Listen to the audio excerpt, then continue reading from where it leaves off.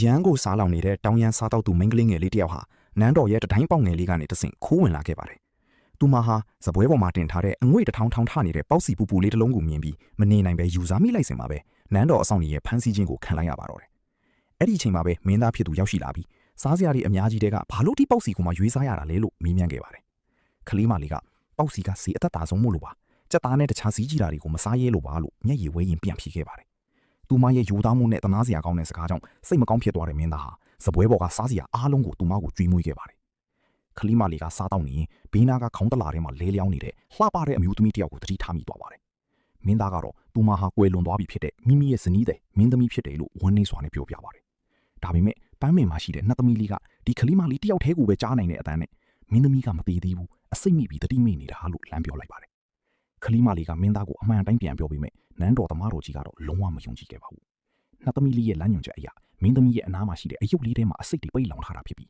အဲ့ဒီအယုတ်ကိုမီးရှို့လိုက်ရင်မင်းသမီးပြန်နိုးလာမယ်လို့သိလိုက်ရပါတယ်။မင်းသားကတားဆီးနေတဲ့ခြားကပဲကလေးမလေးဟာအယုတ်ကိုမီးဖို့တွေပစ်ထည့်လိုက်ပါတော့တယ်။အယုတ်လေးမီးထဲပါသွားတာနဲ့အမျှအစိမ့်ငွေးတွေဟာကင်းမီကောက်အတွင်းနဲ့ပျောက်ကွယ်သွားပြီးမင်းသမီးလေးကတကယ်ပဲပြန်လေနိုးထားလာခဲ့ပါတယ်။မင်းသားနဲ့မင်းသမီးတို့ဟာဝမ်းသာအားရပွေ့ဖက်ခဲ့ကြပြီးမိမိတို့ရဲ့အသက်သခင်ကြီးစုရှင်မင်းကလေးငယ်လေးကိုလည်းသူတို့ရဲ့သမီးအရင်အဖြစ်မွေးစားဖို့ဆုံးဖြတ်လိုက်ကြပါတယ်။အဲ့ဒီအချိန်ကစပြီးတောင်ရန်စားတော့သူဘဝကနေနန်းတော်ထဲမှာပျော်ရွှင်စွာနဲ့စိန်ခံစားတော့ရင်ဘဝတိကိုပိုင်ဆိုင်သွားခဲ့ပါတော့တယ်